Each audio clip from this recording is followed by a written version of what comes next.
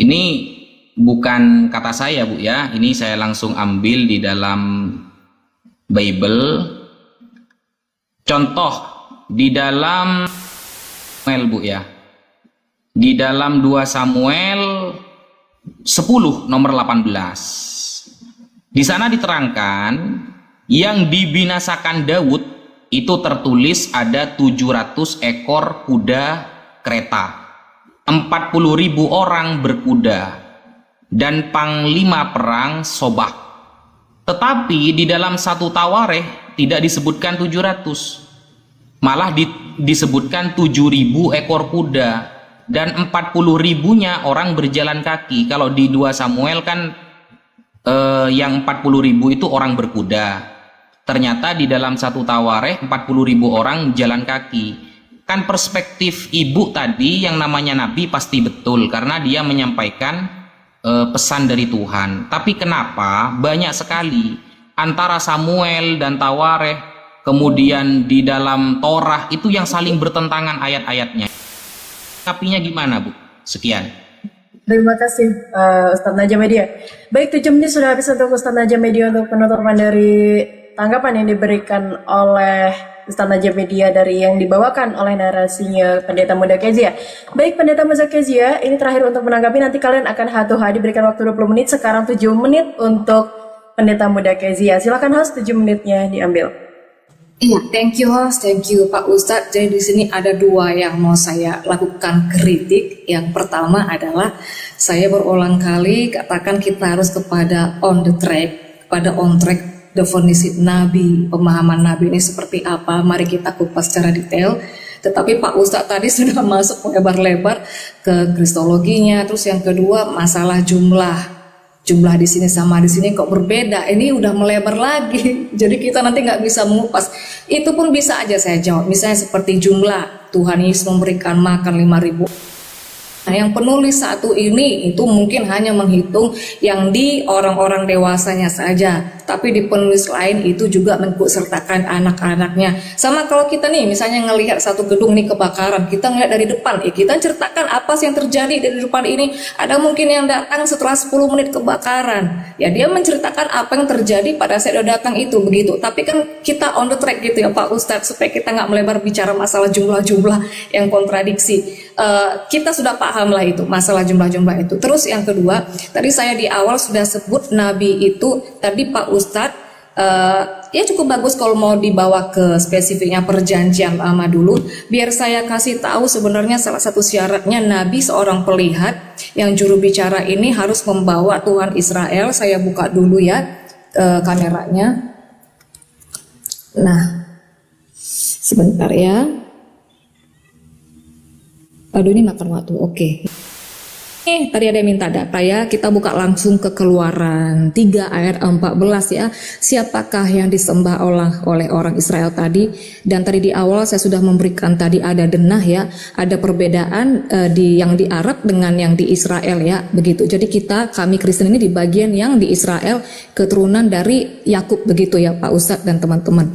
Nih di sini waktu Musa itu ketemu sama Tuhan kan, Musa itu nanya ya, mau semua bagaimana dengan namamu? Terus Tuhan ngomong nih, Aser Eye. Nah di sini itu kata kerja ya. Ini tetragramatonnya YHWH dan ini adalah singular. Nah jadi stressing point kita di sini Pak Ustadz. Di perjanjian lama nabi-nabi itu selalu membawa Tuhan Israel ini. Enggak bisa Tuhan yang lain. Itu sebenarnya menjadi poin utamanya. Begitu. Kemudian yang kedua, sebentar saya buka kamera ya sambil. Terus yang kedua tadi Pak Ustadz kan ada kita bicara tentang Adam ya. Yang menjadi pertanyaanku tuh begini Pak Ustadz ya. Adam itu kan manusia pertama ya yang diciptakan begitu. Kemudian Pak Ustadz mengatakan bahwa tugas Nabi itu menyampaikan pesan dari Tuhan kepada umatnya gitu kan. Apakah Hawa itu termasuk umat? Lalu yang menjadi pertanyaan logisnya begini, apa yang mau disampaikan Adam kepada Hawa kalau toh mereka itu juga melihat Tuhan pada awalnya, mereka mendengar Tuhan. Itu yang pertama, apa yang mau disampaikan Adam. Terus yang kedua, polemik apa yang terjadi di sana sehingga Adam itu harus berbicara, karena Mungkin kalau ini saya masukkan ke Kristen pun memang tidak nyambung ya, karena prinsip definisi nabi dari orang Kristen dengan Muslim mungkin berbeda ya, karena bagi kami nabi itu berbicara sebagai juru bicara Tuhan kepada umatnya, salah satunya karena pasti ada polemik. Itu sama kayak Nabi Yoel itu menubuatkan tentang kehancuran Israel dan mengajak orang Israel itu bertobat. Ada suatu problem, ada polemik, sehingga perlu nih Nabi ini bicara, membawa nama Tuhan dan mengajak bertobat. Lalu apa keperluan maksudnya Adam untuk mengenalkan, berbicara tentang Tuhan, membawa pesan Tuhan kepada Hawa? Apa polemik yang di sana begitu Pak Ustadz? Terus yang ketiga ya, Pak Ustadz tadi membawa Nabi Yesaya ya, Nabi Perjanjian Lama. Perlu kita ketahui teman-teman dan juga Pak Ustadz, semua nabi-nabi dalam Perjanjian Lama itu ya, itu ada penglihatan profetik, rata-rata itu tentang Mesias, tentang Yesus yang akan datang. Begitu. Makanya saya bilang, kenapa kita tidak bisa menerima misalnya nabi yang di luar kekristenan? Karena ya dia tidak membawa tentang Yesus, tidak membawa Mesias, dan itu tidak dikonfirmasi. Perjanjian Lama dan Perjanjian Baru itu saling terkait. Makanya Yesus sering mengutip Perjanjian Lama kan, mengkonfirmasi penglihatan nubuatan di Perjanjian Lama oleh nabi-nabi termasuk Pak Yesaya yang Pak Ustadz bilang tadi itu dikonfirmasi lagi di Perjanjian Baru. Nah itu. Ini yang tidak boleh dilupakan begitu maksudnya Pak Ustadz, bahwa nabi-nabi dalam Perjanjian Lama itu berprofetik, itu salah satunya itu tentang Mesias. Nah itu pertanyaan saya, mungkin bisa Pak Ustadz jawab. Thank you Pak Ustadz. Masih ada waktu 1 menit 40. Mau dilanjutkan Pendeta Budi? Udah itu aja. Kalau panjang kali nanti lupa poin-poinnya Pak Ustadznya. Oh, waduh. Baik, terima kasih untuk Pendeta Muda Kezia. Saya monitoring dulu kepada Ustadz Najam Media. Ustadz mau mengumpulkan data dulu atau mau langsung hatu-hatu?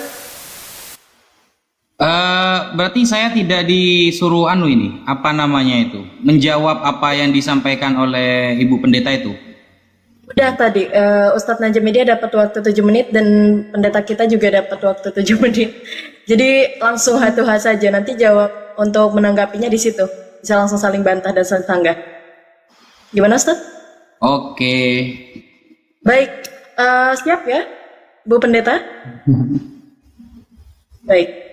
Dipesankan Ustadz Najam Medianya karena beliau media partner di sini. Host, boleh? Baik, disiapkan waktu 20 menit saling sanggah menyanggah. Jika salah satu membuka data, silahkan dibesarkan yang membuka data. Dan jika ada yang berantakan atau ada keributan, nanti akan saya hentikan di situ diskusinya. Silahkan untuk Ustadz Wafi dan silahkan untuk pendeta muda kita. Saya persilahkan. Oke, bismillahirrahmanirrahim. Pertanyaan yang bagus dari Ibu Pendeta barusan mengenai apa aja yang disampaikan Adam. Tadi kan sudah saya menyampaikan ya, bahwa para nabi terdahulu itu menyampaikan tauhid salah satunya. Contoh di dalam Al-Quran, di dalam surah Ar-Rum ayat ke-30. Fa'akim wajhaka lid-dini hanifa fitratallahi allati fataran nasa 'alaiha la tabdila li khalqillah dzalikad dinul qayyim walakinna aktsaran nasi la ya'lamun. Itu salah satu yang disampaikan, bahwa menghadaplah wajahmu lurus kepada agama Islam. Makanya saya tadi kan mengatakan bahwa seluruh nabi itu membawa ajaran yang sama, hanif, lurus, pasrah, bahasa Arabnya juga Islam. Nah, kemudian sesuai fitrah Allah. Nah, para nabi itu sejak dulu ya selalu mengajarkan baik kepada keluarganya. Makanya Nabi Nuh tadi sudah saya sebutkan juga ayatnya, Nabi Soleh, Nabi Isa, Nabi Hud, begitupun Nabi Adam. Begitupun Nabi Adam, Bu. Makanya kalau kita buka ya di dalam surah Al-Baqarah ayat 213, itu kan tertulis secara jelas. Jadi di sini dikatakan kana nasu ummatan wahidah. Dulu manusia itu adalah umat yang satu. Faba'athallahu nabiyyin, lalu Allah mengutus nabi yang tugas mereka itu mubasyirin, membawa kabar baik, wa mundzirin, dan memperingati hal-hal yang harus diperingati, larangan-larangan dan lain sebagainya. Wa anzala ma'ahumul kitab, Allah juga menurunkan kepada mereka alkitab bil haqqi, yang menjelaskan tentang kebenaran, liyahkum ma bainan nasi fi makhtalafu fih, untuk menghukumi antara manusia. Nah, seperti ketika cerita Kain yang membunuh Habel, atau kalau di kita kan Qabil yang membunuh Habil. Itu termasuk tugas Nabi Adam untuk menyampaikan hal-hal yang seperti itu, bahwa tidak boleh membunuh dan lain sebagainya. Nah, itu yang disampaikan oleh Nabi Adam di dalam agama Islam. Banyak, literasinya banyak sekali. Nah, kemudian masalah Mesias, ya, masalah Mesias. Mesias itu memang sudah diutarakan ya. Bahkan Rasulullah juga mengatakan tidak ada nabi yang diutus oleh Allah kecuali akan memberitakan tentang Al-Masih. Al-Masih, tapi Al-Masihnya ada dua di Islam, Bu. Ada Al-Masih Dajjal, ada Al-Masih Nabi Isa. Nabi Isa ini nanti yang akan turun sebelum hari kiamat. Dajjal. Makanya di dalam Matius 24 ayat 24 bahwa akan datang nabi-nabi palsu. Nah, nabi-nabi palsu itu sebenarnya sudah terjemahan yang salah. Kenapa? Karena kalau kita lihat dalam bahasa Aramaiknya tertulis Dajjal. Dajjal. Ya. Saya ingatkan pendeta muda, ini hatuha ya, bisa langsung disangka kalau keberatan karena waktunya nanti ini. Silahkan pendeta muda, kalau nanti ada keberatan bisa langsung sanggah. Silahkan, mohon maaf. Ya, dalam bahasa Ibrani-nya kan Dajjal itu, Matius 24 itu. Artinya Dajjal, kadzab, sang pembohong. Tapi ternyata LAI menerjemah nabi-nabi palsu. Atau saya bertanya kepada Ibu Pendeta, siapa maksud dari Matius 24 itu, nabi-nabi palsu itu? Coba dijelaskan. Monggo, Ibu. Iya, thank you Pak Ustadz. Sebenarnya nabi-nabi palsu itu sejak zaman Yohanes Pembaptis pun itu sudah ada. Itu pun ada. Jadi bilang bahwa mereka itu nanti akan berasal dari dalam, ya. Jadi ada orang-orang yang seolah-olah itu adalah bagian dari kekristenan sendiri, tetapi mereka itu memutarbalikkan, ya, mereka mensplitkan, mereka mengajarkan ajaran di luar dari Injil itu, gitu. Nah, tapi kalau misalnya kita bicara tentang yang Pak Ustadz sampaikan Dajjal, itu di dalam kekristenan itu adalah si antikris Helel Ben Sakar itu nanti gembong puncaknya, itu nanti pas akhir zaman. Dia itu klimaksnya, si Satan itu tadi. Jadi dia pun termasuk nabi palsu, tapi itu nanti pada puncaknya, klimaksnya untuk menuju kepada akhir zaman itu, si Dajjal itu, Pak Ustadz. Terus saya boleh menanggapi yang di awal tadi? Boleh, monggo. Tadi bicara tentang Adam ya, saya ada catat poin. Pak Ustadz mengatakan bahwa tugas Nabi itu ada memperingati hal, kan, untuk hal-hal apa yang harus diperingatkan, itu kehaluan. Yang menjadi pertanyaannya, kalau ada sesuatu yang diperingatkan saat itu berarti ada sesuatu problem, ada suatu masalah. Masalah apa itu? Begitu.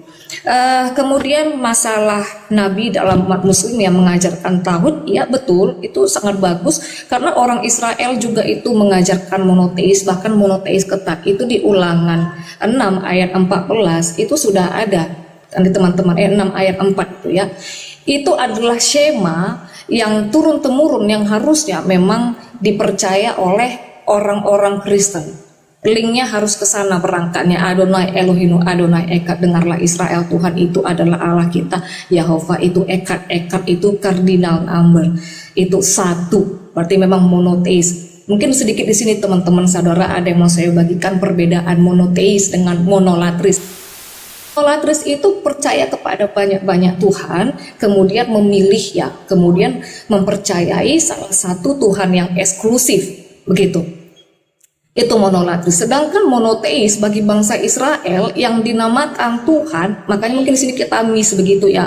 Mungkin teman-teman Islam bertanya, mana bukti Israel Tuhan yang dinamakan Tuhan? Itu adalah Yahova. Yang lain itu bagi orang Israel itu bukan Tuhan. Tuhan itu adalah Yahova. Itu. Nah, dan Tuhan ini adalah singular, tidak ada jemaat-jemaat pribadi. Dan Yahova inilah bagi orang Kristen yang dipercayai ya sesuai dengan nubuatan adalah Yesus, adalah Mesias itu sendiri. Terus tadi Pak Ustadz mengucapkan tentang Mesias. Siapa tadi, ada Nabi siapa dari umat Muslim, Muhammad ya, ada menceritakan tentang Mesias ya. Tetapi ada sedikit perbedaan. Apakah Mesias yang disampaikan ini sesuai dengan oleh nabi-nabi lain? Jadi ini harus dikonfirmasi begitu Pak Ustadz. Karena salah satu historis, salah satu poin tentang Mesias ini yang dinyatakan di Zakaria 12 ayat 10 bahwa Mesias ini nanti akan ditikam. Di Zakaria 12 ayat 10 nanti dia akan ditikam, dia akan mati dan umatnya meratapi. Nah, apakah Mesias yang ini yang disampaikan, diprofetikan oleh nabi di dalam umat Muslim? Nah, itu pertanyaannya kan. Jadi kita di sini ada perbedaan. Ya, anggap sajalah ya kita sama-sama membicarakan tentang Mesias, tetapi kronologi, historis itu jauh berbeda. Begitu kan? Tetapi kalau di Kristen itu sangat dikonfirmasi oleh nabi-nabi lain. Jadi bukan hanya satu yang menubuatkan. Begitu. Saya rasa cukup simpel aja dulu. Tadi saya sudah sampaikan tentang tauhid monoteis, ya perbedaan monoteis dengan monolatris. Kemudian pertanyaan saya, ada masalah apa di antara Adam dan Hawa sehingga harus ada hal-hal yang diperingati. Kemudian yang ketiga tentang nabi palsu sekarang sudah ada, sudah banyak. Tetapi kalau bicara tentang Dajjal, Antikris, Helel ben Sakar itu nanti. Sebenarnya nabi palsu itu berasal dari dalam sih, dari dalam. Oke, lanjut Pak.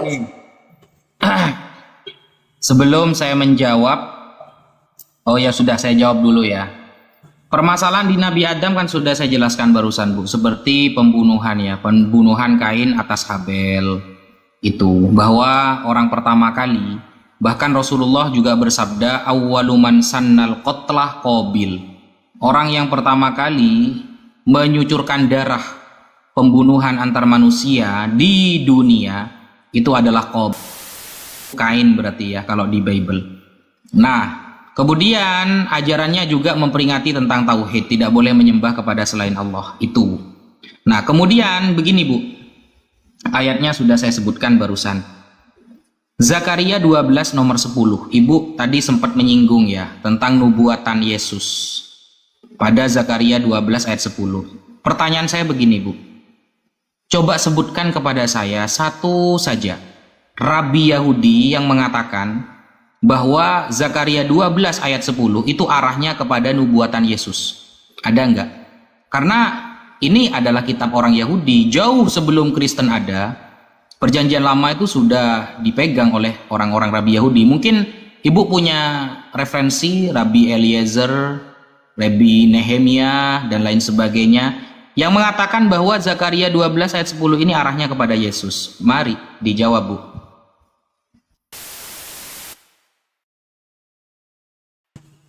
Oke, thank you Pak Ustadz. Oke, sekali lagi saya ingatkan ya, ini TikTokan bisa langsung sanggah menyanggah gas, ngegasan gitu loh kalau memang sudah tidak sesuai dengan jawabannya. Ustadz Rafi, Ustadz. Saya nggak bisa ngegas kalau lawannya perempuan. Ustadznya juga enak kok, sopan, bagus, humble, dewasa, mature ya. Iya. Berarti saya ini sekarang gilirannya ya. Ya, mari Bu, mari. Oke, tadi bicara tentang Nabi Adam, memperingatkan tentang pembunuhan Kain kepada Habel. Di sini ada satu benang merah yang sama dengan Alkitab, betul sekali. Alkitab juga mengatakan pembunuh pertama itu adalah Kain. Tapi pertanyaannya, apakah Adam tahu bahwa Kain ini nanti akan membunuh Habel? Makanya Adam harus memperingati Hawa. Gitu. Karena di dalam Pak Ustadz sekali lagi ya, Nabi itu adalah juru bicara Tuhan menyampaikan sesuatu kepada umatnya karena ada sesuatu yang terjadi di sana. Sama seperti misalnya kalau orang tua nih memberikan peringatan atau menyampaikan sesuatu, berarti karena ada hal, mungkin ada kejanggalan, ada problem, ya ada peringatan untuk anak. Kan begitu logisnya. Nah, misalnya seperti anak saya, dia mau pergi ya kan, karena saya tahu anak saya pergi sendiri, kemudian saya akan berpikir, wah nanti dia di jalan kalau ketemu ini, kemudian saya kasih petua-petua ya kan. Nah, nanti kalau di jalan itu kalau ada orang asing, jangan mau sembarangan diajak ngomong ya gitu. Nah, apakah Adam itu tahu? Bahkan apakah Adam itu memikirkan ada probabilitas kemungkinan bahwa anaknya nanti ini akan saling membunuh? Begitu. Nah, itu yang pertama.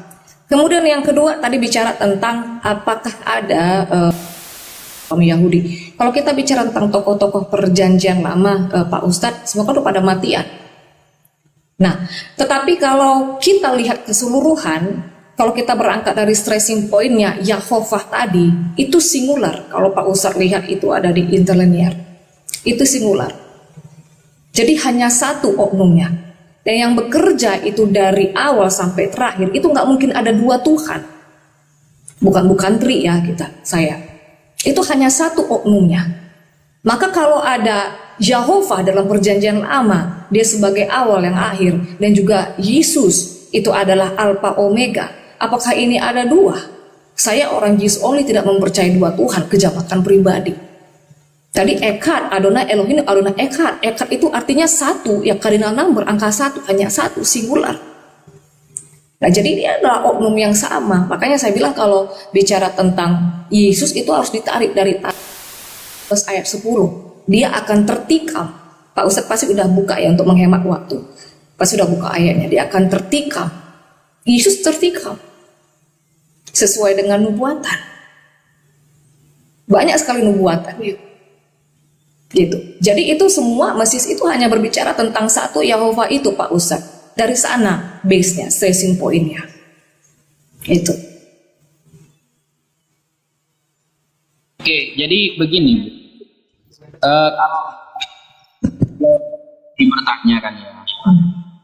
Adam tahu bahwa ini akan terbunuh.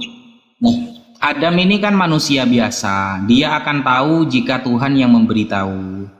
Makanya Adam ini turun sebagai khalifah, pengganti, penyampai firman Allah. Jadi Nabi itu menghukumi ketika ada kejadian, bukan sebelumnya dia sudah tahu kalau itu kan Tuhan. Belum ada hal-hal yang terjadi kemudian dia tahu itu kan Tuhan. Kalau Adam itu taunya setelah sesuatu yang terjadi baru dia akan menyampaikan. Contoh, ada orang minum khamr, kemudian Rasulullah mengharamkan. Nah, ada peminum dulu baru diharamkan karena memabukkan. Contoh seperti itu. Nah, tadi pertanyaan saya belum dijawab sama Ibu ya. Begini Bu, ada nggak sih orang Yahudi, Rabi Yahudi, para pakar Yahudi yang mengatakan bahwa Zakaria 12 itu arahnya kepada Yesus? Karena begini, Perjanjian Lama itu kitabnya orang Yahudi Bu, dan orang Yahudi sama sekali tidak mengakui tentang kemesiasan Yesus ini. Lalu seolah-olah begini kan Bu, sama dengan Ibu pendeta mengaku Al-Quran itu adalah kitabnya Ibu, lalu menafsiri sendiri gitu loh. Kan tidak fair namanya. Saya pemilik kitab Al-Quran, lalu kitab itu dipakai oleh Ibu, perjanjian modern seumpama ya. Lalu Ibu menafsiri sendiri bahwa di dalam Al-Quran ini Yesus harus jadi Tuhan. Ini kan tidak fair namanya. Kecuali Ibu ada data satu saja Rabi Yahudi yang mengatakan bahwa ada nubuatan Yesus di dalam Zakaria 12 ayat 10, atau Yesaya 9 nomor 5, atau Yesaya 7 nomor 14. Itu yang sering dipakai ya sama teman-teman Kristen. Ada enggak? Satu saja Rabi Yahudi yang mengakui. Karena Yesus ini juga orang Yahudi dan dia berinteraksi dengan orang-orang Yahudi. Makanya Yesus datang itu meneruskan ya, menggenapi ajaran yang ada di dalam Taurat. Ternyata Yesus sendiri tidak pernah mengungkapkan bahwa di dalam Taurat itu ada namaku yang akan disebut aku turun ke Tuhan.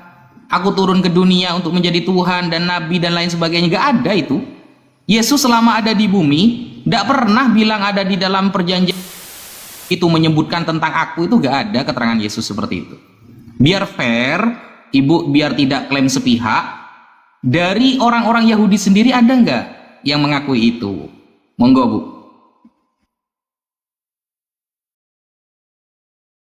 Oke, thank you Pak. Saya tidak peduli apakah mau rabi-rabi Yahudi, apakah malaikat sendiri yang menyangkal, ya. Karena orang Yahudi ada yang menolak, tapi ada juga orang Mesyanik itu, ya. Teman-teman saya, partner saya itu Mesyanik. Mereka percaya kepada Yesus adalah Yehova, adalah Tuhan, adalah Bapa itu sendiri. Yesus itu rabi. Dia yang tertinggi. Jadi susunannya itu kalau bisa bukan satpamnya yang di atas yang mau didengarkan, tetapi pemilik perusahaannya. Itu satu. Kedua, Yesaya 43 ayat 11. Nah, di sana Tuhan, jadi begini, kalau menemukan Tuhan kapital dalam perjanjian lama, itu merujuk kepada Yod-Heh-Vav-Veh, YHWH itu sendiri. Di Yesaya 43 ayat 11, akulah juru selamat, Mosia. Pengejawantaannya itu di Lukas 2 ayat 11, telah lahir Kristus Tuhan juru selamat, Soter. Tapi kita tidak hanya berhenti di ayat itu saja ya, ada banyak sekali ayat seperti di Yohanes 1 ayat 18. Apa sih bedanya juru selamat ini dengan yang kayak Musa, kayak Nabi ini, apa sih bedanya? Di Yohanes 1 ayat 18 di sana monogenes theos, tapi ada sedikit kesalahan terjemahan. Kita masuk ke dalam critical text ya. Hanya Yesus yang monogenes theos dengan Tuhan, dengan Bapa itu sendiri. Nah, jadi Yesus yang di Lukas 2 ayat 11, Soter yang di Lukas 2 ayat 11 itu adalah Yehova yang ada di Yesaya 43 ayat 11. Kemudian kenapa sih kami itu memakai tanah perjanjian lama? Di Yohanes 4 ayat 22, keselamatan itu datang dari Yahudi. Dari Sion itu datang penebus. Di perjanjian Yehova itu disebut penebus. Nah, Yesus ketika di dunia itu dalam rangka penebusan. Terus ada di sini yang menjadi miss kita Pak Ustadz ya. Yesus itu bukan dijadikan Tuhan. Sebenarnya karena Yesus itu adalah Yehova yang di dalam perjanjian lama yang kami percayai, Yesus itu bukan kali pertama itu berada di dunia manusia, dunia Asia. Dia bukan kali pertama berada di dimensi kita ini. Nah, kalau ajaran Muslim kayaknya juga ada percaya tentang lapisan langit ya, ada 7 lapisan langit. Dalam Yahudi pun ada yang seperti itu ya. Nah, ketika dia turun, dia berada dalam ruang lingkup manusia, di zona manusia yang terbatas ruang dan waktu ini, itu sudah ada di perjanjian lama. Kan dia adalah Yehova itu sendiri yang singular tadi. Jadi bukan di perjanjian baru aja dia adanya, teman-teman. Jadi bukan Yesus ini dijadikan Tuhan, tetapi Tuhan itu yang datang dalam rupa manusia, bukan itu salah terjemahan itu kami orang-orang JO, kami tidak mengimani menjadi manusia. Kami harus kembali kepada terminologi manusia. Di Yohanes 1 ayat 14 itu logos menjadi daging, bukan menjadi manusia, sarx.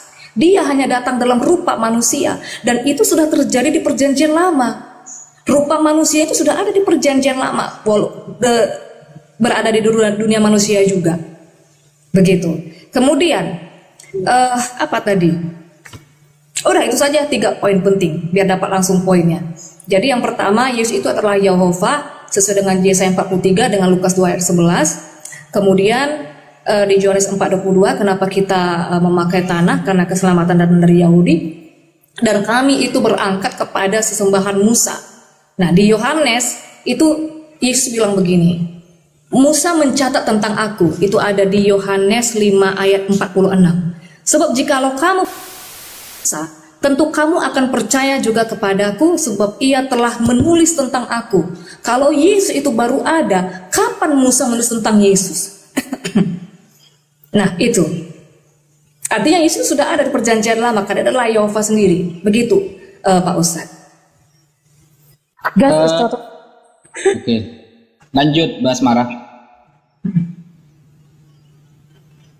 Nggak digas aja karena dari gini ya, sekarang saya coba lihat dari media diskusinya tadi itu mengambil perputaran jawaban sebenarnya yang dijawab oleh yang diberikan tanggapan atau diberikan jawaban oleh pendeta muda ini tidak terkontekskan kepada nabi, malah kepada Tuhan yang mana determinasinya itu tidak dibawa kerana ini. Padahal kan kalau kita lebih fokus terhadap diskusinya yaitu kepada nabi tadi.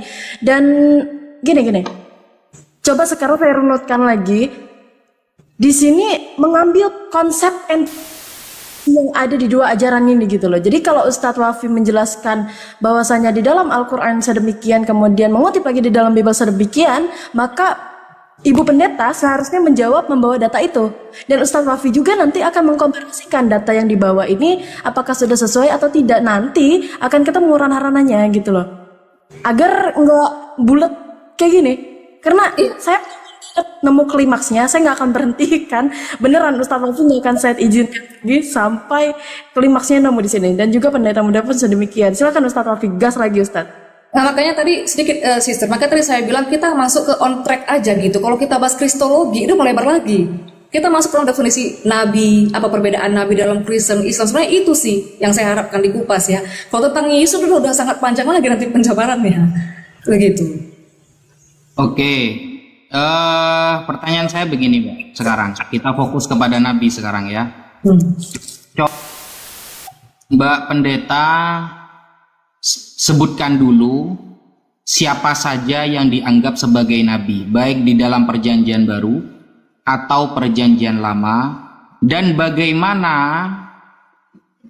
cara Tuhan mengangkat seseorang itu sebagai nabi. Monggo, Mbak. Banyak, itu kalau dalam perjanjian lama itu ada 48 kalau tidak salah itu ya, nabi, dan ada 5 nabiah. Deborah itu, kemudian Esther, itu banyak ada di perjanjian lama ya. Musa, itu Abraham, ada Nabi Yoel, Yehezkiel, ada Yesaya, banyak sekali. Kita sudah jelaskan di awal sebenarnya brother, apa sih poin yang menjadi standar nabi untuk orang Israel. Tadi pertama saya sudah kasih denah ya, bahwa saya ulangi lagi ya, saya lagi. Kami Kristen itu berangkatnya di sini, Pak Ustadz, di sini. Maka itu harus mengacu kepada Tuhannya Israel. Itu aja. Siapa sih Tuhan Israel ini? Itu yang pertama. Apakah dia membawa Tuhan Israel? Yang kedua, di dalam perjanjian lama itu Tuhan langsung berbicara kepada tokoh-tokoh Alkitab itu, kepada nabi-nabi itu, atau beberapa perjumpaan langsung. Itu. Oke. Samuel termasuk nabi enggak? Samuel, saya tidak berani menjawab juga ya, sebentar. Karena ada beberapa yang tidak dimasukkan sebagai nabi. Ya. Samuel, sebentar ya. Saya nggak mau pintar-pintaran soalnya, brother. Nggak apa-apa sih. Mas, ya termasuk nabi. Ada beberapa yang tidak dimasuk, seperti Ayub. Ayub itu tidak dimasukkan nabi. Oke. Kalau kapan dia bertemu dengan Tuhan dan bagaimana cara pengangkatan Samuel sebagai nabi? Tadi sudah saya jawab ya Pak Ustadz ya, di perjanjian lama itu semua nabi. Sebentar ya, saya kasih ayatnya ya. Ayat yang menunjukkan pengangkatan Samuel sebagai nabi dan bagaimana cara pengilhaman pesan Tuhan kepada Samuel. Tapi tadi saya sudah kasih 3 poin loh, bukan 1 poin aja. Masuk 3 poin ya. Untuk contoh yang Samuelnya yang saya minta, Ibu Pendeta. Samuel membawa nama Tuhan Israel enggak? Kan salah satu syaratnya kan bertemu dengan Tuhan, kata Ibu Pendeta. Salah satu syarat yang lain kalau dipenuhi dia membawa nama Tuhan Israel, boleh, bisa. Oh, bukan syarat namanya, Bu. Syarat itu dalam definisi kalau satu tidak terpenuhi maka semuanya tidak terpenuhi. Kalau seperti itu bukan, itu namanya istilahnya cara ya, atau turuk, bahasa Arabnya itu torikoh. Kalau cara satu kena maka selesai, tapi kalau syarat maka satu tidak kena semua. Itu definisinya. Pakemnya harus itu salah satunya. Oke, terus pengangkatan yang Samuel bagaimana itu berarti caranya? Ada Samuel, tapi memang saya ini sedikit ya, karena saya tidak semua mendalami tentang nabi-nabi, misalnya seperti nabi-nabi penting, nabi-nabi ini saya dalami. Samuel ada ini di ayat mana ini ya? Sebentar.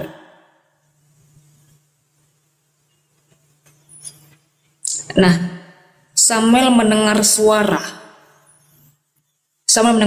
Tuhan. Di 1 Samuel 2 ayat 12, mari kita lihat.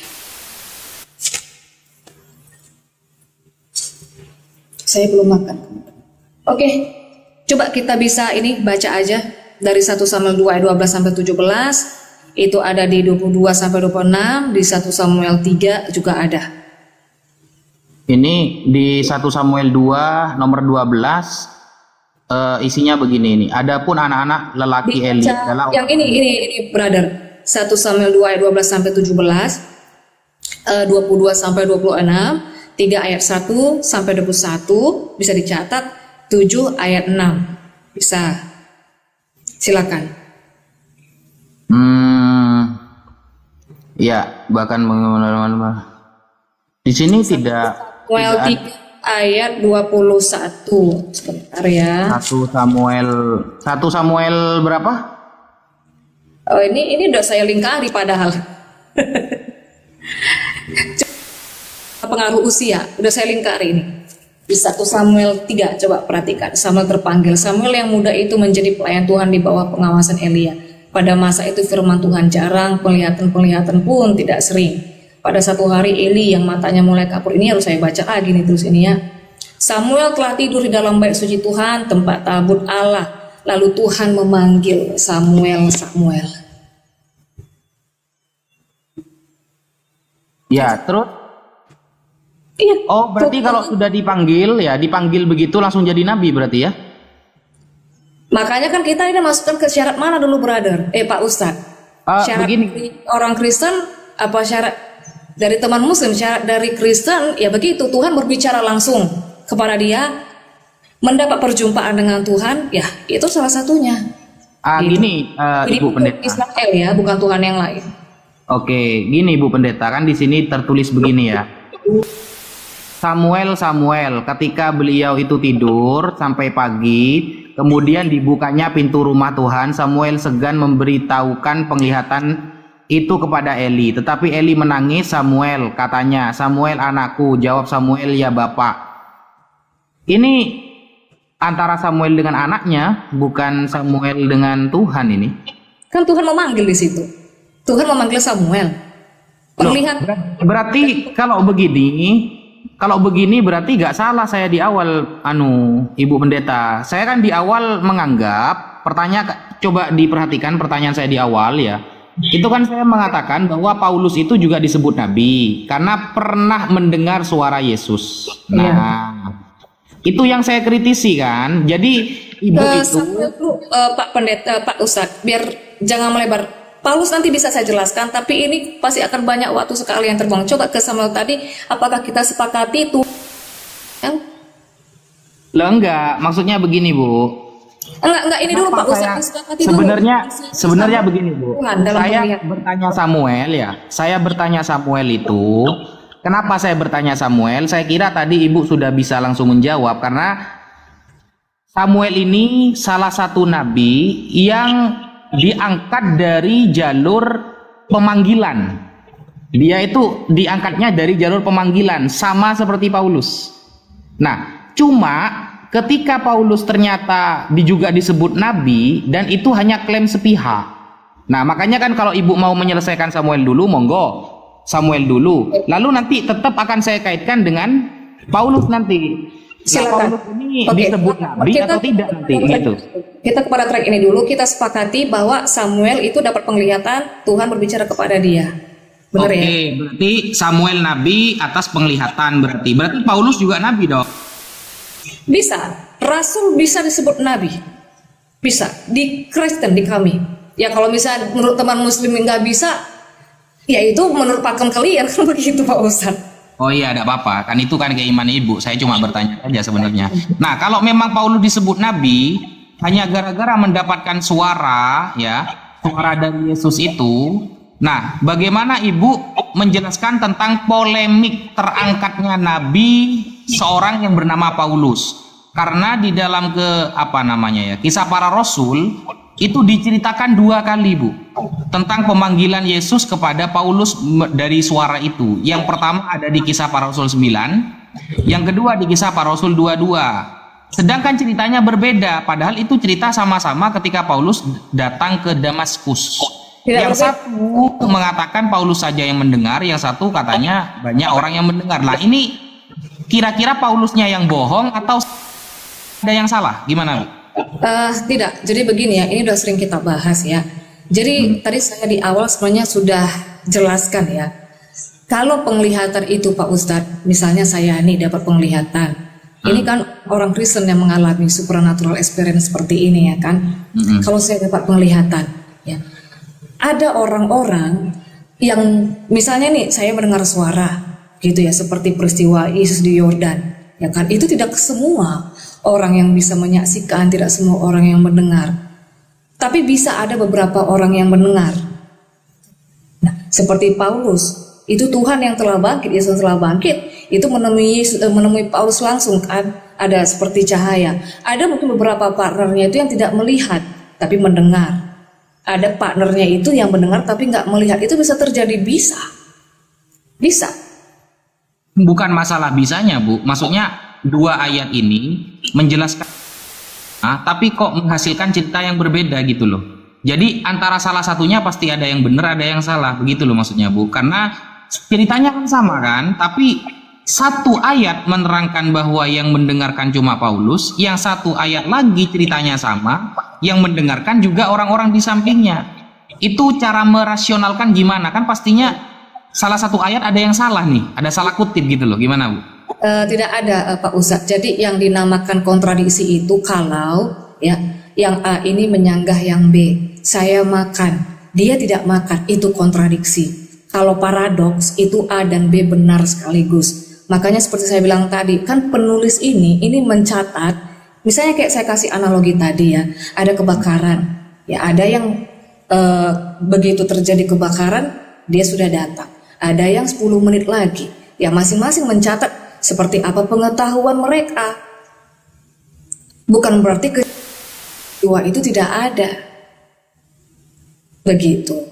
Apakah Ibu sudah baca ayatnya itu? Kita udah sering bahas.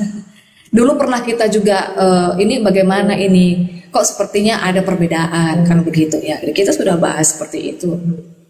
Kan kata Ibu tadi yang satu makan, satu tidak makan, berarti itu kan paradok. Loh ini kan paradok, Bu. Satu mendengar, satu bilang tidak mendengar gitu loh. Oke, kita elaborasi aja ya di Kisah Rasul berapa. Biar puas Pak. Kisah Para Rasul 9. Coba Ibu perhatikan itu ayat itu ya. Jadi kan begini, Bu. Jadi yang Samuel tadi udah fix. Oke, dia dipanggil Tuhan. Oke. Nah, dari ayat 4 itu kan sudah mulai ada kan ya. Berkata kepadanya, Kisah Para Rasul 9 ayat 4. Saulus, Saulus, mengapa engkau menganiaya aku? Jawab Saulus, siapakah engkau? Tuhan, katanya. Akulah Yesus yang kau aniaya itu. Tetapi bangunlah dan pergilah, di sana akan dikatakan kepadamu apa yang harus kuperbuat. Nah, maka termangu-mangulah teman-temannya seperjalanan karena mereka memang mendengar suara itu. Ini tekankan, Bu ya. Kisah Para Rasul 9 ayat 7-nya. Karena mereka mendengar suara itu, tetapi tidak melihat seorang juga pun. Nah, kalau kita compare dengan Kisah Para Rasul 22, ya, ini sama ceritanya. Berapa orang rekannya? Tidak disebutkan di sana.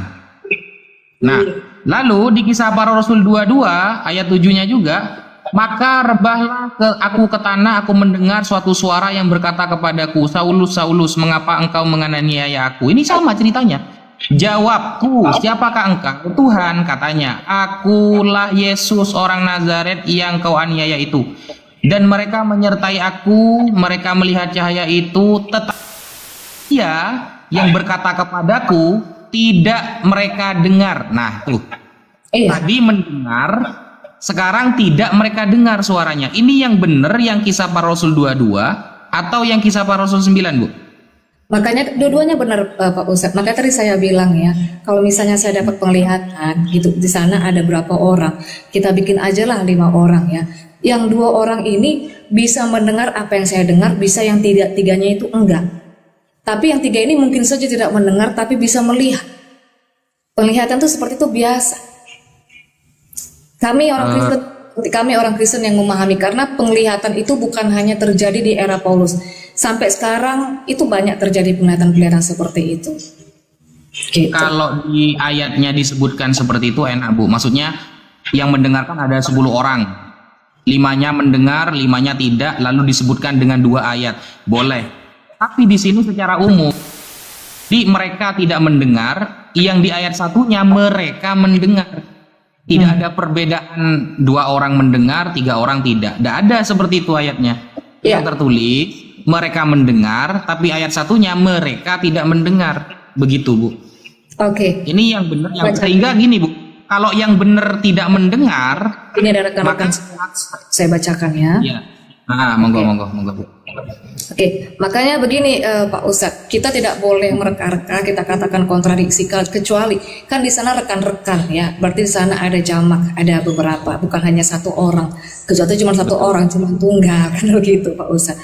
Ya ini ya, sebentar. Ini pria, ini ada Aristarchus, Lukas itu kan yang mencatat kisah para rasul ya. Itu ada Aristarchus, itu ada Lukas, ada Timotius yang mendampingi Paulus.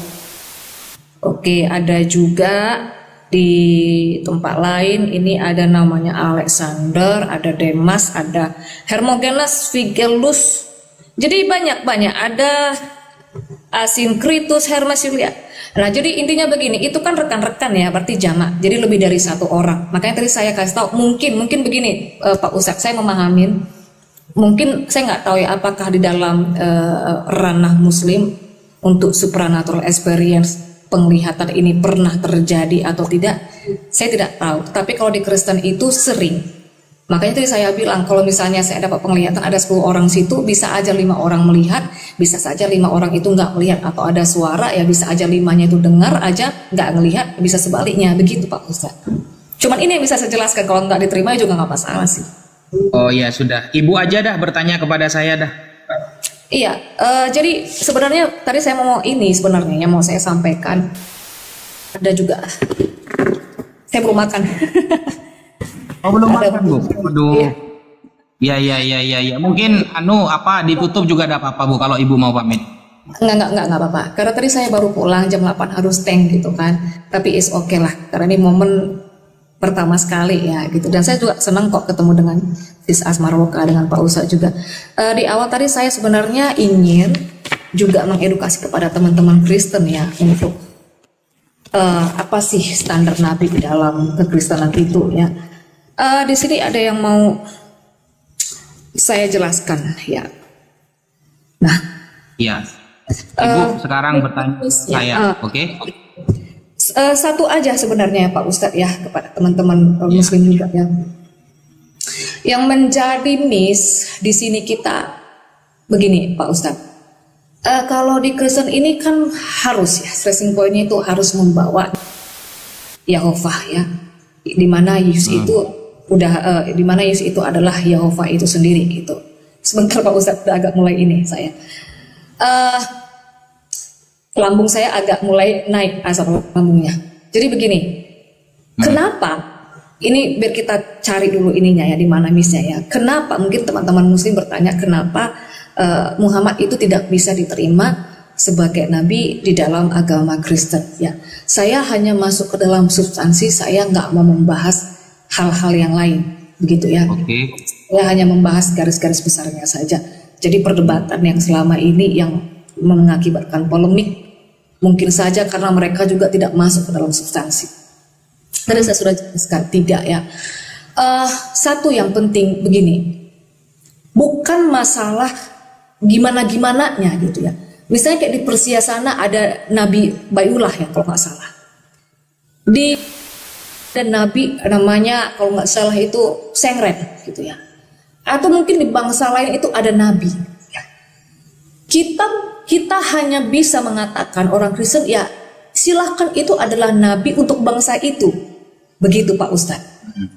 Ya. Silakan untuk Muslim, apakah Nabi Muhammad adalah nabi? Iya, ya kan ya bagus ya dia mengajarkan misalnya bagaimana rule menghormati orang tua kan ya bagus, dia mengenalkan kepada Allah. Kemudian Muhammad itu ada memecahkan di apa sana di Quraisy sana ya patung-patung berhala, kemudian dia mengenalkan umatnya kepada Tuhan, kepada satu Tuhan terakhir. Benar nggak ya? Ya Bagus ya, sebenarnya kita bilang untuk bangsa itu ya nabi.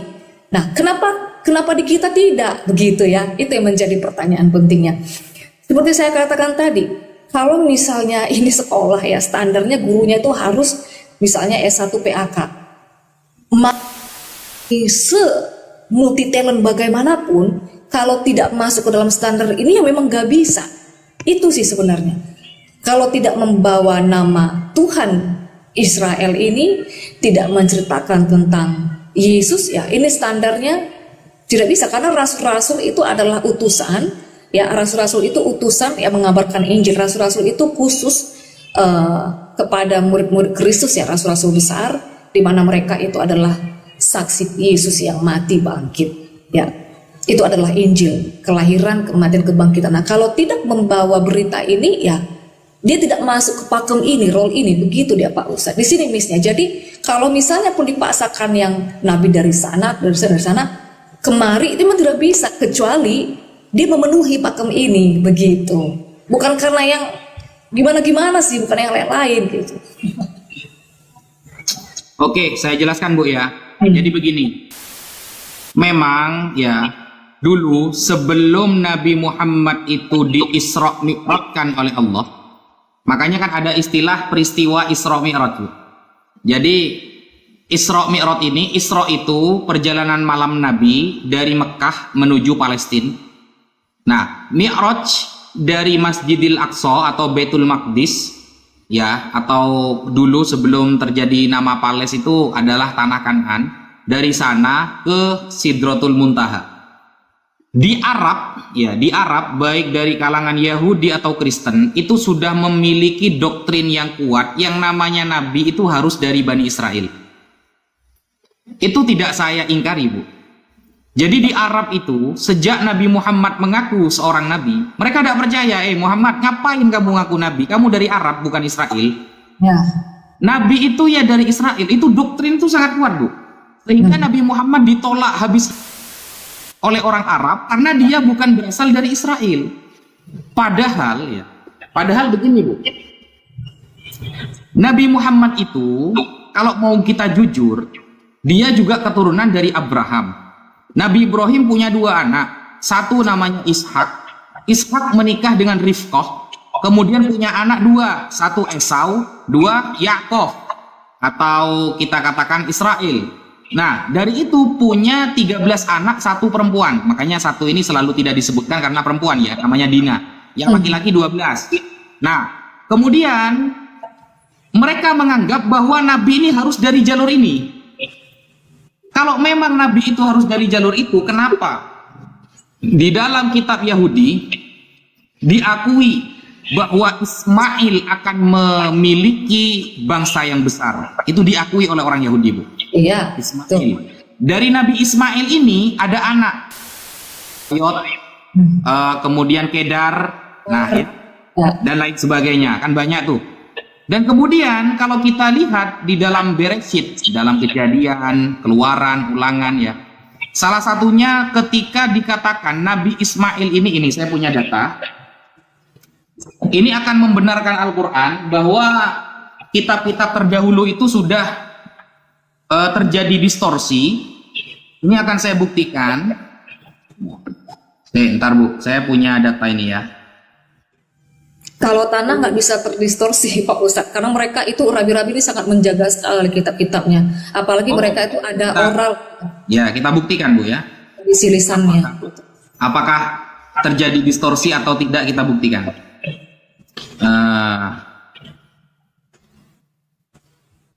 Awal mula mana? Ini halaman 74. Halaman 4. Jadi Nabi Ismail ini memang terjadi didiskreditkan oleh orang-orang Yahudi, Bu. Kalau kita baca di dalam Kejadian 16 nomor 12, coba Ibu baca.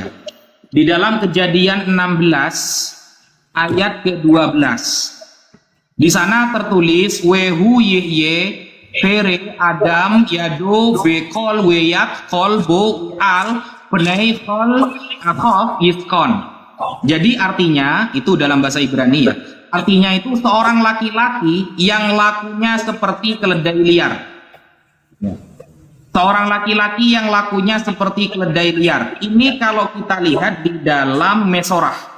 Mesorah itu sebuah salinan yang baru muncul di abad ke-9 atau ke-10 ya, Mesoretic text. Nah, padahal kalau kita lihat di dalam tua, yaitu Samaritan text ya, yang lebih tua, ternyata tertulis Wehu Yihye Para, bukan Pere.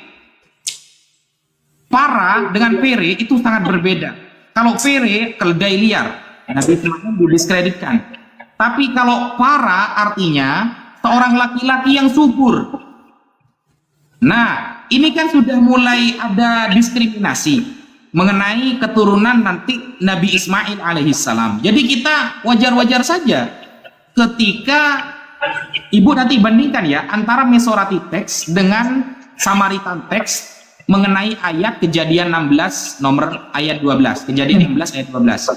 Itu ada itu masalah terjemahan, masalah terjemahannya. Bukan terjemahan, Bu.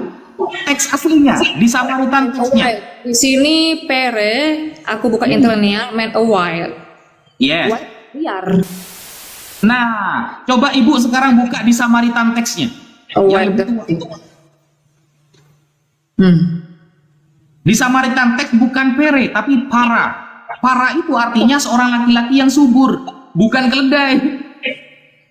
Kalau saya sih bukan masalah di keledainya ya, tetapi masalah di perenya ini, di white-nya gitu. Jadi ya. kan memang terbukti nubuatan itu bahwa kita ini sekarang kan banyak bercontoh-nyontohan kan, benar nggak, keturunan Ismail sama keturunan Isa. Tadi aku sedikit bukan Bu, begini. Awalnya kalau mau mengikuti Mesoretic text ya, kalau terjadi gotok-gotokan antara umat Islam itu sebenarnya tidak hanya di umat Islam, Kristen pun antara Oneness, Saksi Yehova, kemudian Advent, semuanya ya bertengkar juga. Faktanya itu memang begitu kan?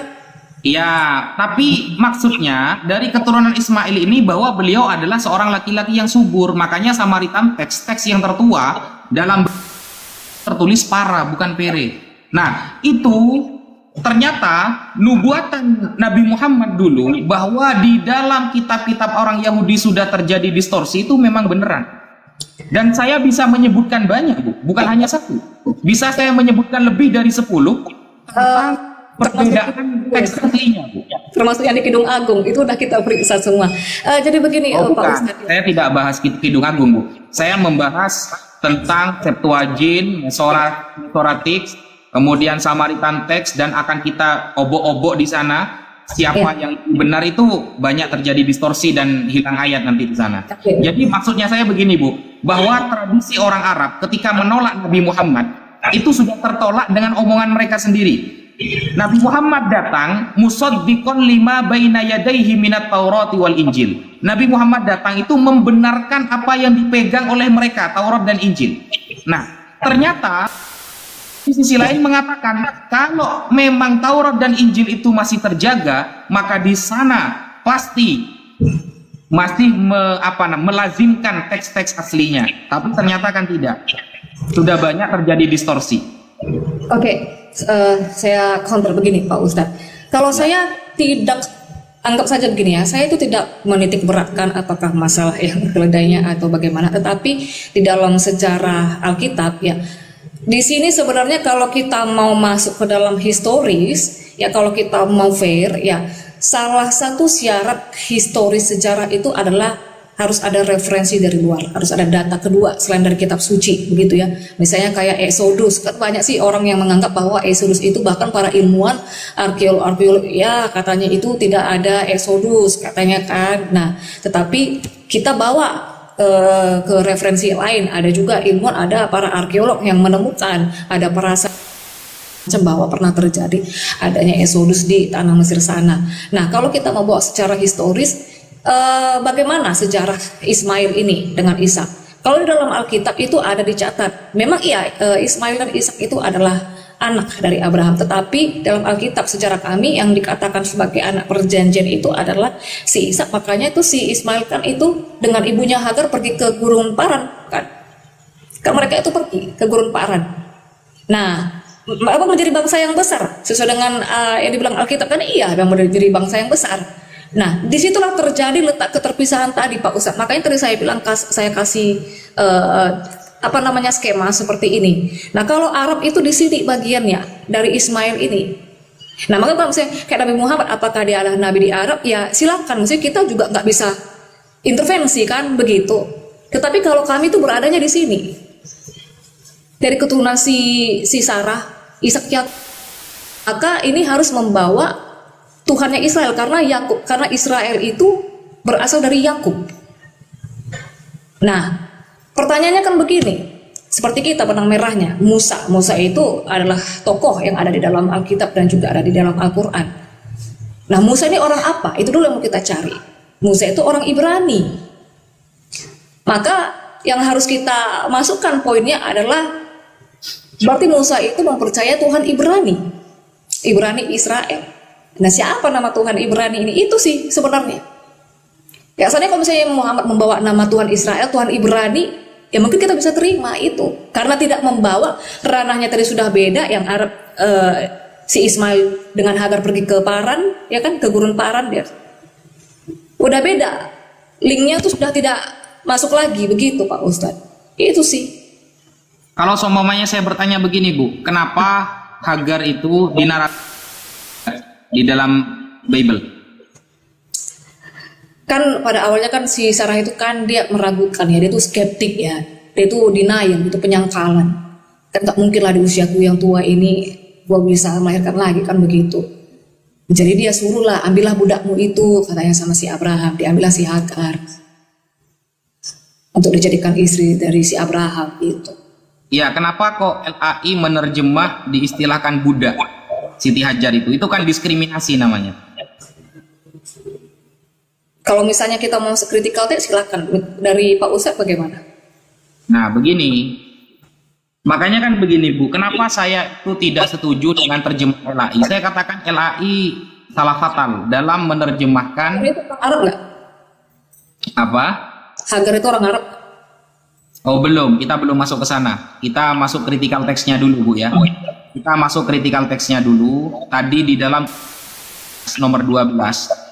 Kenapa saya lebih setuju Samaritan Text yang mengatakan bahwa Ismail itu adalah lelaki yang subur dengan menggunakan original teks para, bukan pere. Kalau pere sesuai yang dipakai LAI itu fatal. Kenapa fatal? Nanti kaitannya dengan kejadian ini ya. Coba kita perhatikan kejadian 17 nomor 20-nya. Di sana dikatakan tentang Ismail, aku mendengarkan permintaanmu. Ia akan kuberkati, kubuat beranak cucu yang sangat banyak. Ia akan memperanakkan 12 raja, dan aku akan membuatnya menjadi bangsa yang besar. Pujian-pujian itu terjadi kepada Ismail. Dia akan memperanakkan 12 raja. Nah, apakah Tuhan, ya masa Tuhan itu memberkati seorang anak yang perilakunya seperti keledai liar? Kan gak nyambung. Padahal maksudnya itu adalah para lelaki yang subur memang akan banyak anak.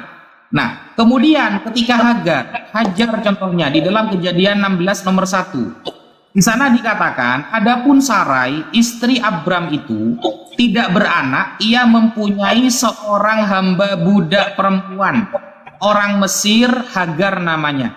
Nah, dalam ayat ini kan dijelaskan bahwa kata Hagar atau Hajar dinarasikan sebagai budak. Nah, bagaimanapun, ini merupakan salah satu diskriminasi yang tertulis dalam kitab Yahudi kepada Siti Hajar. Kenapa? Padahal sangat banyak keterangan yang bertolak belakang nantinya, Bu. Contoh, ini ya.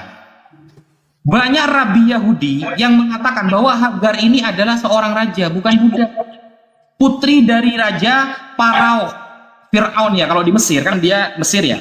Mesir itu kan rajanya namanya Fir'aun. Fir'aun ini kan jabatan. Nah, adalah putri dari Raja Parao. Bahkan di dalam teks Sefaria, teks Yahudi, tafsir Rabi Rashi ya, dia mengatakan bahwa seorang hamba perempuan Mesir, dia adalah putri Fir'aun. Ketika Fir'aun melihat mukjizat yang terjadi pada Sarah, dia berkata, lebih baik anak perempuanku menjadi pelayan rumah tangga ini daripada menjadi pelayan di rumah orang lain. Nah, ketika Sarai atau Sarah meninggal, Abraham menikah lagi dengan Keturah. Ya. Lalu siapakah Keturah itu? Nah, di sana ada perbedaan pendapat.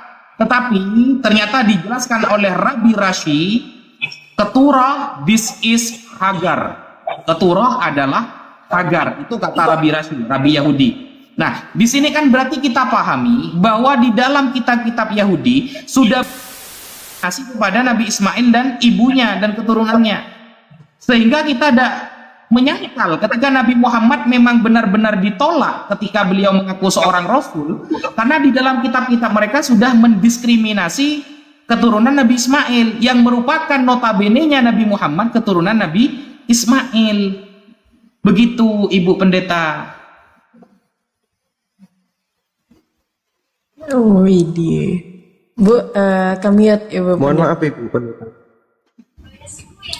Mohon maaf. Tadi noise. Oke. Ibu Pendeta gak mau makan dulu? 10 menit bisa, 10 menit. Oke, makan dulu aja nanti. Agar itu dari Yoktan kan? Yoktan itu leluhur dari Arab gitu Pak Ustadz. Bener ya? Iya. Nah itu, kalau Ishak itu dari, makanya tadi sebenarnya itu udah itu aja garis besarnya antara Arab dengan Israel. Sesimpel itu sih. Apakah menjadi bangsa besar? Iya. Tiga suku di dunia itu yang besar itu. Arab termasuk salah satu. Bengali, suku Han, nggak masalah. Yusuf juga pernah jadi budak. Terus tiba-tiba jadi pemimpin kan, nggak masalah dari budak dari menjadi bangsa yang besar, no problem sebenarnya gitu. Anggaplah bukan masalah diskriminasi, tapi linknya tadi memang begitu dia yang denahnya tadi begitu Pak Ustadz. Yang satu ini ya Arab, yang ini Yakub ini Israel, begitu. Itu aja sih.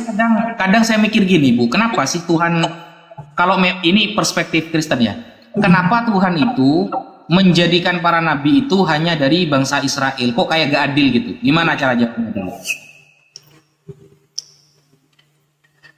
Hak prerogatif ya, karena gini, kalau di apalah terserah mau terima atau enggak ya. Israel itu memang menjadi bangsa pilihan, umat kesayangan Tuhan, begitu. Tetapi ada memang masanya bahwa orang Israel, orang-orang Yahudi itu juga tegar tengkuk sehingga diberikan kesempatan kepada goyim, kepada orang-orang di luar Yahudi ya, untuk masuk ke rumah Yakob ibaratnya ya, untuk masuk masuk kepada iman Abraham itu walaupun di luar Yahudi. Tuhan memberikan kesempatan kepada orang-orang di luar Yahudi, orang-orang di luar Israel. Tetapi menjadi hak prerogatif ya sudah begitu, Tuhan mau bikin ini jadi bangsa pilihan, menjadi umat kesayangannya, ya mau bagaimana lagi brother Pak Ustadz. Dan di Alkitab ada dibilang keselamatan datang dari Yahudi. Jadi memang awal mulanya mungkin teman-teman Muslim bilang kan begini kan, Yesus itu khusus untuk orang Israel, untuk Yahudi saja atau untuk Kristen aja. Memang pada mulanya, pada awalnya itu eksklusif ke bangsa Israel karena Tuhan mau ini menjadi berkat untuk bangsa-bangsa ya buktinya sekarang ada hubungan bilateral gitu, ada produk-produk dari sana yang diimpor ya, banyak sekali teknologi Israel sana ya, kita memang harus mengakui secara objektif begitu ya. Nah Tuhan mau melalui bangsa ini, bangsa-bangsa lain pun itu akan diberkati. Itu sih ya kenapa ya tidak tahu, hak prerogatif Tuhan lah itu brother. Enggak lah. Soalnya Bu, apa namanya tuh ya? Saya lihat bangsa Israel kan bahasa yang tegar tengkuk gitu loh. Kok bisa diistimewakan gitu loh, Pak. Contoh ini Bu ya. Dari Yakub saja, dari cerita Yakub saja, dia itu mencuri hak kesulungan Esau, kan begitu ceritanya.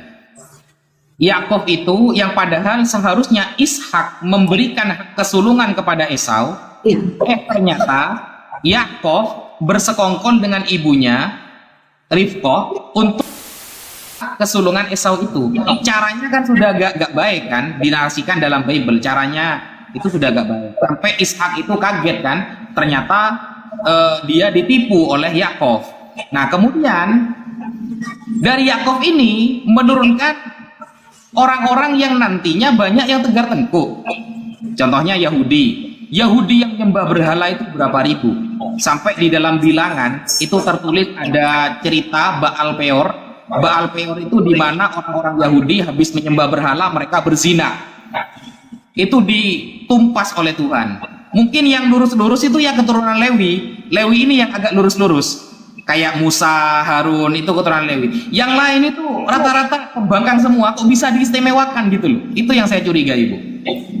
Iya, jadi di awal begini brother ya, kalau di dalam kepercayaan Yahudi ya, dan juga adalah kepercayaan kami ya, Tuhan Hasub itu memiliki dua sisi ya. Satu ada sisi penghakiman, sisi keadilan, satu ada sisi belas kasih. Dan orang Israel sendiri pun itu memanggil Tuhan itu dengan sebutan Bapa. Jadi sebenarnya Tuhan itu tidak jauh-jauh seperti orang tua gitu. Nah, apakah Tuhan itu, nggak usahlah dulu ke bangsa Israel ya. Kita masuk saja dulu dari permulaan, itu Adam Hawa. Ketika Adam itu jatuh ke dalam dosa, Tuhan itu kasih penghukuman, nggak kasih penghukuman. Tuhan disiplinkan keluar dari Taman Eden. Mereka tidak lagi bisa menempati itu. Tetapi dari sisi kasih Tuhan juga, Tuhan itu membuat pakaian dari tangan Tuhan sendiri untuk Adam sama Hawa. Jadi kedua sisi ini selalu bersinergi. Sama seperti orang tua, anak kita nih mau bagaimanapun jugul ya kata orang Batak ya. Mau payah kali gimana pun, tapi karena kita, maka kita akan tetap merangkul anak kita ini, kita tetap akan mendidik dia.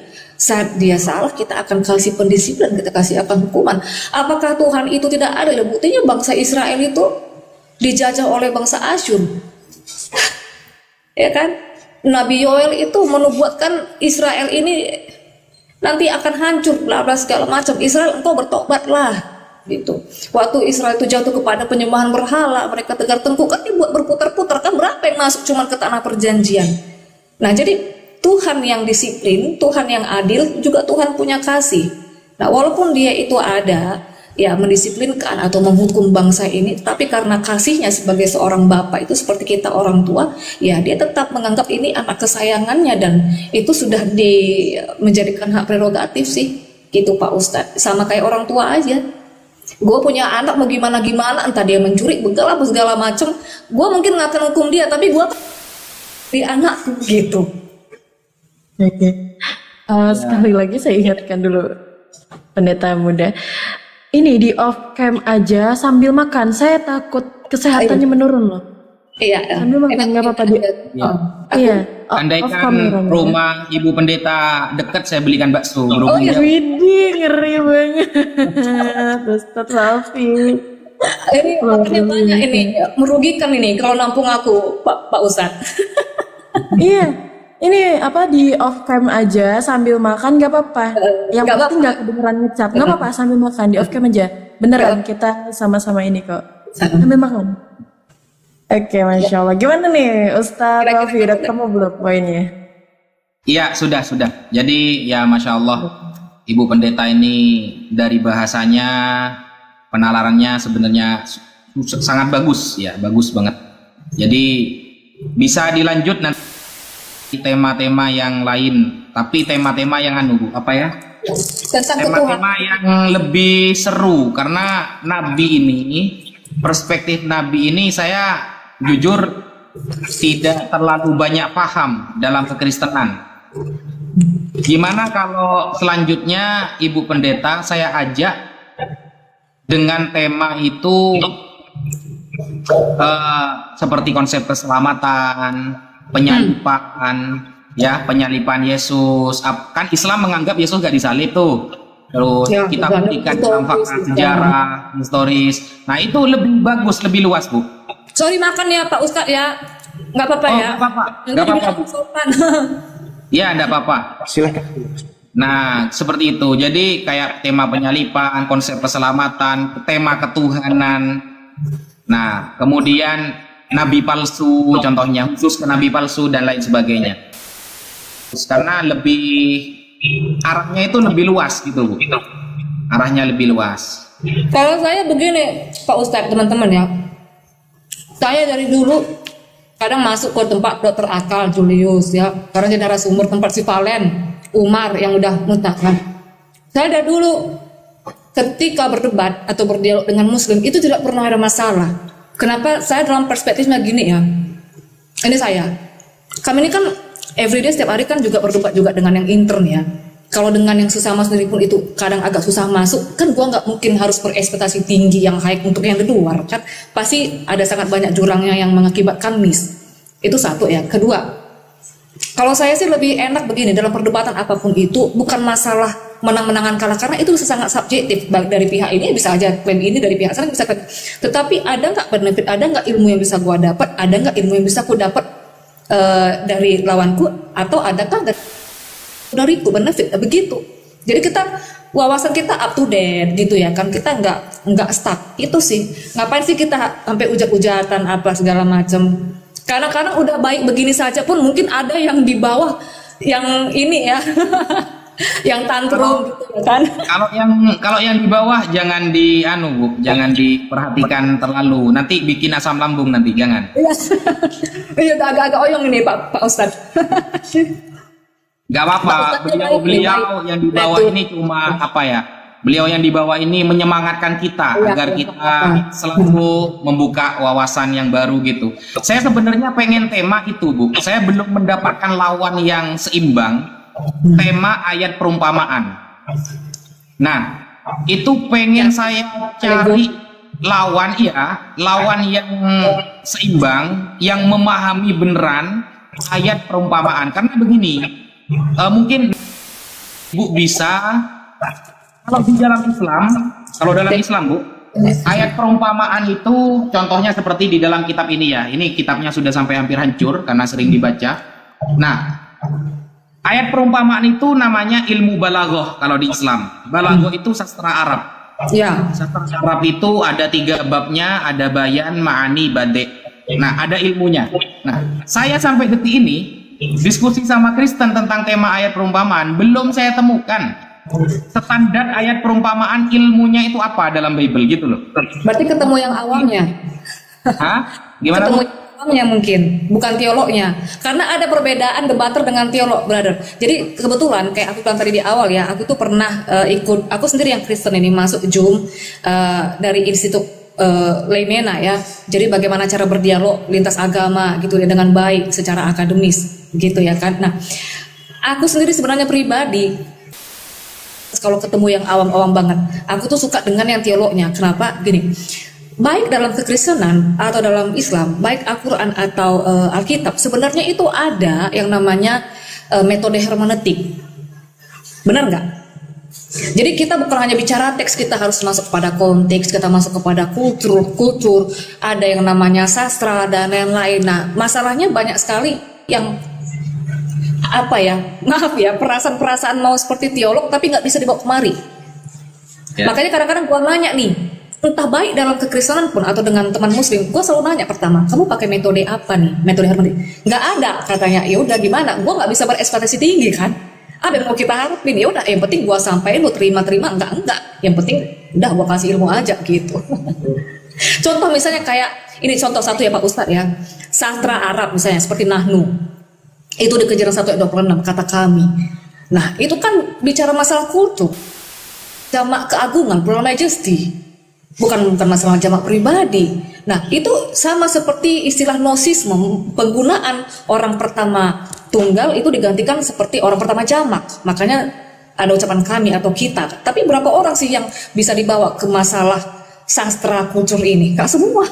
Gua aja bisa sama Kristen kadang-kadang sulit masuk. Ya gua nggak mungkin bisa berekspektasi tinggi dong kepada yang keluar. Ya udah dah, penting gua sampein begitu aja.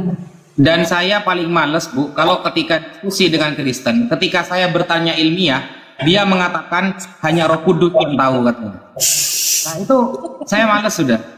Kalau semuanya ujung-ujungnya Roh Kudus, ngapain kita diskusi ilmiah, kan begitu? Saya juga sering dengan ketika ibu bertanya kepada saya, jawaban saya itu wallahu a'lam, hanya Allah yang tahu. Ya tidak usah diskusi kalau begitu. Ya, cari tema yang lain aja kan. Kalau udah mas semua pertanyaan jawabannya Roh Kudus gitu. Udah angkat tangan. jawaban begitu ya saya juga mengkritisi kok gitu ya. Jadi betul Roh Kudus itu memang sangat membantu kita, memberikan pengilhaman, membuka mindset kita, mencerahkan, dapat new enlightening. Kan memang hanya fungsi Roh Kudus. Seperti saya misalnya mau menyampaikan tentang Yesus berbui-bui, gue nggak mungkin maksain orang untuk langsung tiba-tiba peluk dibaptis. Ya udah, itu urusan Roh Kudus. Tetapi kan kalau secara akademis kita masuk dong, gimana yang intelektualnya ya, kita ada data, ada kajian, elaborasi, hermeneutik dan lain segala macam, kan begitu ya Pak Ustadz ya. Kalau Roh Kudus doang katanya ke kami saja pun udah gua angkat tangan dah, nggak bisa. Sama semua nih nanti klaim ya kan. Masya Allah, betul. Tapi gini ya, pada poin dan intinya that's first time unlock Ustadz Wafi diskusi nggak naik darah. Kayaknya baru ini saya lihat Ustadz Wafi diskusi nggak naik darah. Jadi ya? Apresiasi terbaik untuk pendeta muda karena berhasil meluluhkan hatinya Ustadz Wafi untuk diskusi ini. Gini, saya itu tergantung lawannya, Mbak Asmara Loka. Kalau lawannya itu kayak Rudi Yohanes, Mas Rudi Yohanes, saya nggak tegang juga gitu. Tapi kalau lawannya kayak pendeta siapa namanya wis? Lupa saya. Kezia. Ya, Mbak Kaizia, karena beliau santai, ya saya santai juga. Ya. Kemarin ada juga pernah begitu kan di Rumana ya. Aku nggak hafal ya namanya ya. Jadi itu rusuh, kalau ingat ada satu namanya tuh Batu Karang ya kan. Jadi di atas itu udah rusuh banget ya. Itu sama Muslim semua. Terus aku coba naik, malah aku nggak ada kenal sama satu pun gitu ya. Yang tadinya memang secara manusiawi ya Pak Ustadz ya, siapapun kalau misalnya udah main hina-hinaan pasti, pasti adalah perasaan gak enak ya, manusiawi itu. Nah, tapi ya aku mencoba untuk masuk bagaimana mengkondusifkan suasana. Ketika aku naik yang tadinya rusuh itu, padahal aku sendiri situ yang Kristen ya, udah jadi enak, jadi kondusif. Akhirnya mereka bilang begini, kami pun sebenarnya nggak mau yang begini-begini, cuman karena ada lawan yang dia ngamuk-ngamuk, maki-maki, kami pun terpancing lah. Ya udah, sekarang kita debat akademis aja lah gitu kan. Udah, akhirnya aman, santai, terkendali. Benar sekali. Masya Allah, tabarakallah. Tapi kita balik lagi kepada ranah dan poin diskusinya. Boleh saya minta kesimpulan? Nanti akan ada pertanyaan dari dua oknum, yaitu oknum Kristen dan juga oknum Muslim. Kita tunggu nanti ada dari Om Dito atau Ustadz Alif. Nanti juga dari Kristen akan saya naikkan, saya rolling dengan salah satunya, insya Allah. Jadi saya minta closing statement atau kesimpulan dulu dari kedua belah pihak, yaitu pertama dari Ustadz Najamedia, kemudian dari Pendeta Kezia. Silakan Ustadz Wafi minta kesimpulannya. Nah dulu, enggak.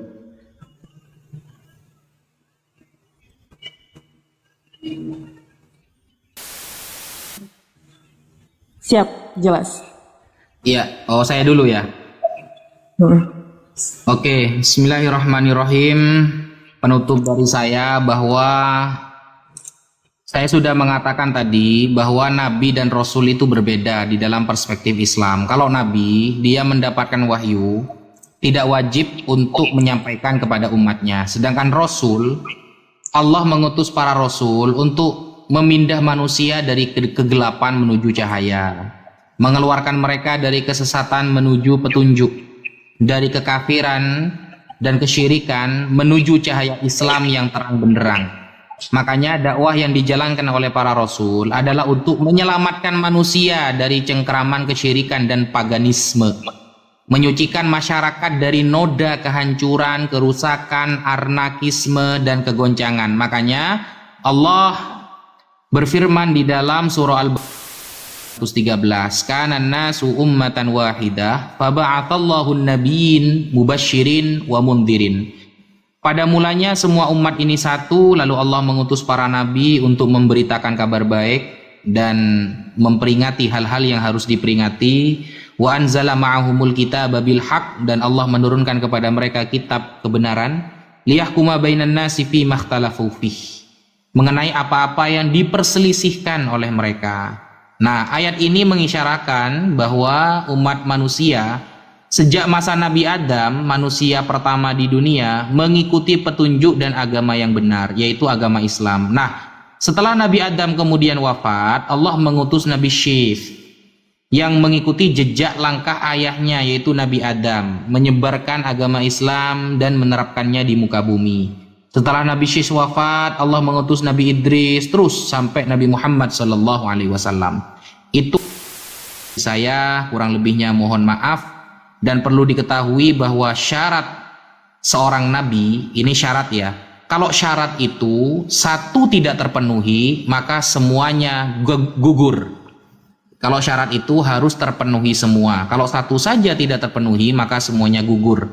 Tapi kalau cara atau jalan, maka satu kena semua. Nah, syarat seorang nabi itu satu siddiq, dia jujur, dua tabligh, rasul ya, dia wajib menyampaikan, kemudian amanah, dia harus amanah, kemudian terakhir fatonah. Itu sifat yang wajib dimiliki oleh seorang nabi atau rasul. Fatonah artinya cerdas. Dan syaratnya nabi juga harus lebih tampan daripada umatnya, itu ada di Islam itu. Jadi kalau ada nabi orangnya tidak tampan ya, kayak Nabi Luga ya, itu sudah jelas tidak karena di dalam Islam syarat nabi itu harus lebih tampan daripada umatnya. Sekian dari saya. Wassalamualaikum warahmatullahi taala wabarakatuh. Masya Allah, tabarakallah. Waalaikumsalam warahmatullahi wabarakatuh. Aduh, ini luar biasa sekali teman-teman. Gak sedikit ilmu yang saya catat dari Ustadz Wafi ini, luar biasa. Terima kasih Ustadz Wafi atas kesediaannya, dan juga terima kasih Ustadz Wafi dengan senang hati dan sangat ikhlas membagi ilmu terhadap kita semua, luar biasa. Apalagi yang luga tadi, langsung bergairah saya. Dan perlu kita ketahui teman-teman, ini room Islam, tidak ada sedikit pun hujatan dan tidak ada sedikit pun serang menyerang terhadap pendeta Kezia, walaupun kita semua lihat pendeta Kezia sendirian di atas, karena nggak ada oten yang mau naik parah sister, nggak ada sedikit pun oten yang mau nemenin. Aduh, agak kecewa juga saya sama teman-teman Kristen, kenapa nggak mau nemenin.